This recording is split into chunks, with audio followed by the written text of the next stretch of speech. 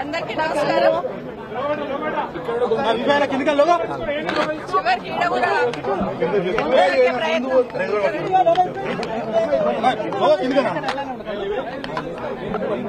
ఈరోజు అసెంబ్లీలో ఏం జరిగిందనేది రాష్ట్ర ప్రజలందరూ చూశారు.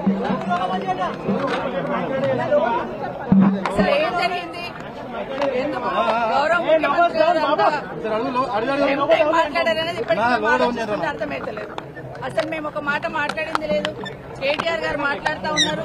ప్రభుత్వం ఏం చేస్తున్నది, గత ప్రభుత్వం ఏ విధంగా చేస్తున్నారు, ఏ విధంగా తప్పుడు మాటలు మాట్లాడుతున్నారు ఇప్పుడున్న ప్రభుత్వం అనేది లెక్కలతో సహా వివరించే ప్రయత్నం చేస్తా ఉన్నారు. అవన్నీ కూడా వింటా ఉన్నాం. ఎందుకంటే అప్పుల పాలైపోయింది, ఎత్తి కడుతున్నాము అనేది తప్పుడు సంకేతాలతో ప్రజలందరికీ తప్పుడు మాటలు మాట్లాడుతూ తప్పుడు ఇన్ఫర్మేషన్ ఇచ్చుకుంటూ హామీలు తప్పించుకునే ప్రయత్నం చేస్తున్నారు కాంగ్రెస్ పార్టీ వాళ్ళు. అదే విషయాన్ని ఈరోజు గౌరవ మంత్రి గారికి, గౌరవ శాసనసభ్యులు కేటీఆర్ గారు మాట్లాడే ప్రయత్నం చేస్తున్నారు. అసలు ఏంటి బడ్జెట్, ఏంటి, ఎంత ఉంది, ఎంత మిగులు బడ్జెట్ ఉంది, ఇంట్రెస్ట్ కట్టినా వెల్ఫేర్ స్కీమ్స్ ఇచ్చినా కూడా ఎంత డబ్బులు మిగులుతాయి అని చెప్పే ప్రయత్నం చేస్తా ఉన్నారు. అవన్నీ వింటున్నాం మేము కూడా చాలా శ్రద్ధగా. అసలు ఒక మాట మాట్లాడలేదు, ఒక డిస్టర్బెన్స్ చేయలేదు, అట్లీస్ట్ నేను మైక్ అడగలేదు. కానీ సమయం సందర్భం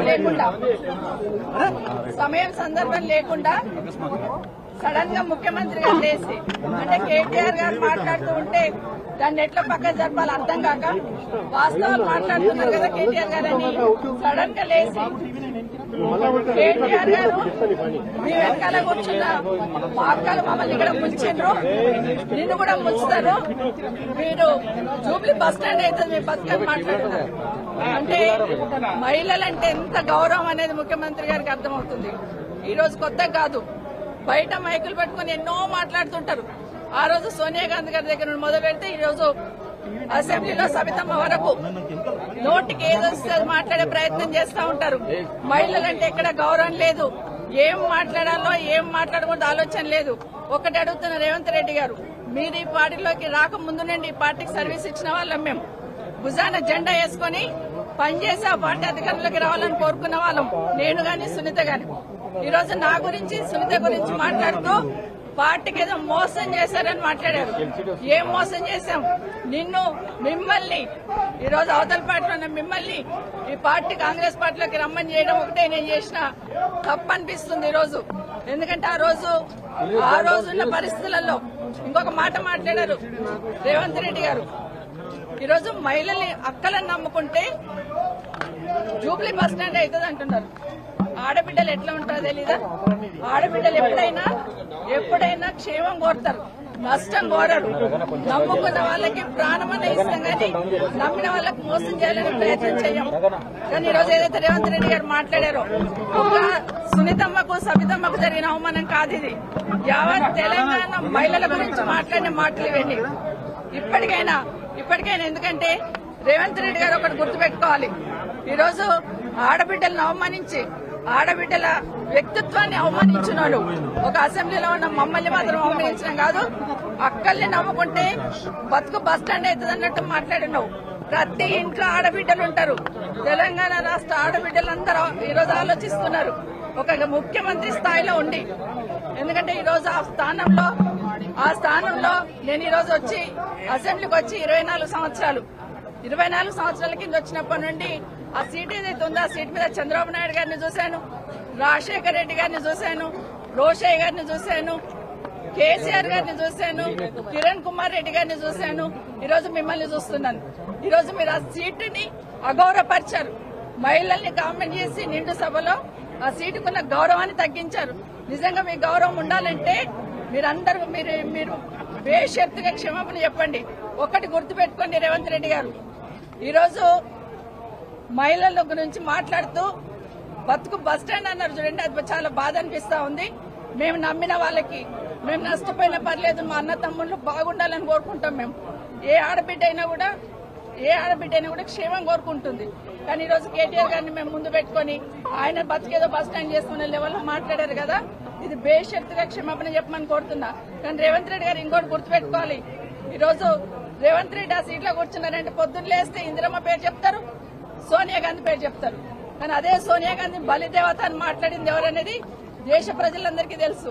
ఈరోజు ఆ సీట్ మీద కూర్చున్నామంటే ఒక ఇందిరమ్మ కావచ్చు, సోనియా గాంధీ కావచ్చు, లేకపోతే సబితమ్మ కావచ్చు. ఆ పుణ్యాన్ని అక్కడ పోయి కూర్చున్నారని దయచేసి గుర్తుపెట్టుకోమని చెప్తా ఉన్నాను. ఇప్పటికైనా మీరు మాట్లాడి వెళ్ళిపోయి ఉన్నారు, మరి నా పేరు తీసుకున్నారు, మరి మాకు మాట్లాడే అవకాశం ఇవ్వాలి కదా. అసెంబ్లీలో మాట్లాడే అవకాశం ఇవ్వకుండా దొంగల్లాగా పారిపోయినారు. ఈ రోజు అది కూడా చెప్తున్నాను, ఎందుకు పారిపోయినారు? మా సమాధానం మీద ధైర్యం కూడా మీకు లేదా? భట్టి గారు గౌరవనీయులు డిప్యూటీ సీఎం గారు చాలా గౌరవంగా ఉంటాం, గౌరవంగా మాట్లాడతాం. వచ్చి మాట్లాడుతూ ఉంటే మాకు ఉపసంహరణంగా ఏదన్నా సంధాయిస్తారేమో అనుకున్నాం. కానీ వారు మాట్లాడుతూ కూడా మాట్లాడిన మాటలు నిజంగా బాధాకరం అనిపిస్తున్నాయి. ఆ రోజు ఏదో అపోజిషన్ లీడర్ గా నా పదవి పోయిందని మాట్లాడున్నారు. మరి మీ పక్క సీట్ ఈ రోజు మీకు వచ్చే అవకాశం ఉండే కదా, ఎందుకు ప్రయత్నం చేసుకోలేరని బట్టి గారిని కోరుతా ఉన్నాను. ఈ రోజు మీ పార్టీ అధికారంలో ఉంది కదా. అన్నిటికన్నా ముఖ్యంగా ఒక మాట అన్నారండి గౌరవనీయులు డిప్యూటీ సీఎం గారు, ఏ ముఖం పెట్టుకొని ఈ అసెంబ్లీలోకి వచ్చారన్నారు. మా కర్మగాలే వచ్చాం. ఏం కాదు, వాళ్ళు బస్ స్టాండ్ ఫాలో అవుతారు కానీ ఇది బస్ స్టాండ్ ఫాలో అయితే తెలంగాణ మహిళలందరూ శాపం తగ్గుతున్నారు. ఎందుకంటే మేమేం తప్పు చేయలేదు. దేశంలో చాలా మంది పార్టీలు మారుతూ ఉంటారు. ఈ రోజు మీ పక్కన కూర్చోబెట్టుకున్నారు. ఎన్నికలు అయిన తర్వాత మీ ప్రభుత్వం అధికారంలోకి వచ్చిన తర్వాత కేసీఆర్ గారి ఇంటి మీద ఉన్న వాళ్ళని కాకి నా ఇంటి మీద వాళ్ళతో కాల్ చేస్తామని మాట్లాడండి ఇదే గౌరవ ముఖ్యమంత్రి గారు. కానీ అదే కేసీఆర్ గారు గెలిపించిన ఎమ్మెల్యేలంతా తీసుకుపోయి మీ పక్కన కూర్చోబెట్టుకున్నప్పుడు నన్ను పార్టీ మారినవని అడిగి అధికారం మీకు ఎక్కడిదని అడుగుతున్నాను. ఆ రోజు నేను పార్టీ మారినప్పుడు విత్ ఇన్ ద పార్టీలో ఏం జరిగింది, ఏ విధంగా మమ్మల్ని మెడబట్టి బయటకు గెంటేశారనేది మీకు తెలీదా అని అడుగుతున్నాను. ఎందుకంటే మాట్లాడలేదు, ఇన్ని రోజులు మాట్లాడలేదు. నేను పార్టీ గురించి ఎవరి గురించి మాట్లాడకుండా నేను కేసీఆర్ గారి నాయకత్వంలో పనిచేయడానికి వచ్చాను. 5 సంవత్సరాలు ఎందుకు మీరు నోరు మూసుకొని కూర్చున్నారు? ఇప్పుడు అడుగుతానండి. మాట్లాడాల్సింది 5 సంవత్సరాలు. ఈ రోజు నేను బీఆర్ఎస్ పార్టీ బీఫామ్ మీద గెలిచి వచ్చున్నాను. ఇప్పుడు నన్ను గురించి మాట్లాడే అధికారం మీకు ఎక్కడిది? ఈ రోజు బాగా గుర్తుపెట్టుకోండి, నా కుటుంబానికి ఒక చరిత్ర ఉంది. నిజంగా మాట్లాడాలంటే నాకు 10 నిమిషాలు టైం ఇవ్వాల్సింది. ఆ రోజు నుండి ఈ రోజు వరకు నా జిల్లాలో నా కుటుంబం ఏంటి, నేనేంటి అనేది బాగా తెలుసు.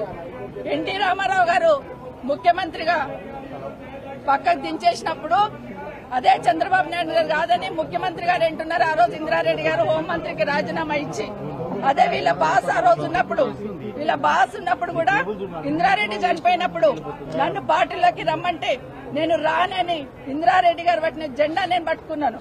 2014లో మీరు టికెట్ ఇవ్వకపోయినా కూడా ఒక మాట మాట్లాడకుండా కాంగ్రెస్ పార్టీకి పనిచేస్తున్నాను. ఉన్న తర్వాత కూడా రాజశేఖర రెడ్డి గారు చనిపోయినాక నిజంగా రాజశేఖర రెడ్డి గారే మమ్మల్ని తీసుకొచ్చారు. రాజశేఖర రెడ్డి గారు మా లేడీస్ కి అంత ప్రాధాన్యత ఇచ్చారు. రాజశేఖర రెడ్డి గారు రాజకీయాలలో మా మహిళల్ని ఎంకరేజ్ చేశారు. కాబట్టి మేము ఇంత గట్టిగా నిలదొక్కున్నాం. ఈ రోజు మహిళలు ఎవరో ఒకరో ఇద్దరు బయటకు వచ్చి పనిచేస్తుంటే వాళ్ళని ఎంకరేజ్ చేయాల్సింది పోయి డిమోరలైజ్ చేయాలనే ప్రయత్నం ఏదైతే చేస్తా ఉన్నారో ఇది మంచి పద్ధతి కాదు. అసెంబ్లీలో కూడా ఆడబిడ్డలను అవమానించే సంస్కృతి వస్తుందంటే నిజంగా తలొంచుకోవాలండి. ఈ రోజు కనీసం మాట్లాడే అవకాశం కూడా ఇవ్వకుండా పోయినారంటే ఈరోజు సమాధానం రాష్ట్ర ప్రజలకు చెప్పాలి. ఈరోజు ఇక్కడ కూడా మాట్లాడదామని వచ్చాం. అవసరం లేకపోయినా అరగంట నుండి అక్కడ కాంగ్రెస్ పార్టీలు నిల్చొని ఉన్నారు కాబట్టి ఇక్కడ మాట్లాడాల్సి వచ్చింది. ఈ రోజు రేవంత్ రెడ్డి గారికి నిజంగా ఆ 4 కోట్ల ప్రజలకు సంబంధించిన సీట్ అది. ముఖ్యమంత్రి అంటే రేవంత్ రెడ్డి గారు సొంతమేం కాదు. ఆ సీటు గౌరవం పెరగాలంటే ఈ రోజు మీరు క్షమాపణ చెప్పండి. తెలంగాణ రాష్ట్ర మహిళలందరికీ కూడా ఈరోజు క్షమాపణ చెప్పాల్సిన బాధ్యత ఈరోజు రేవంత్ రెడ్డి మీద ఉంది. భట్టి గారు గౌరవనీయులు డిప్యూటీ సీఎం గారు మీరు మాట్లాడిన మాట ఏదైతే ఉందో ప్రతి ఇంట్లో ప్రతి ఆడబిడ్డకు తగులుతుందండి. ఎందుకంటే మొహం పెట్టుకొని వచ్చిందనే మాట చాలా బాధ అనిపిస్తుంది.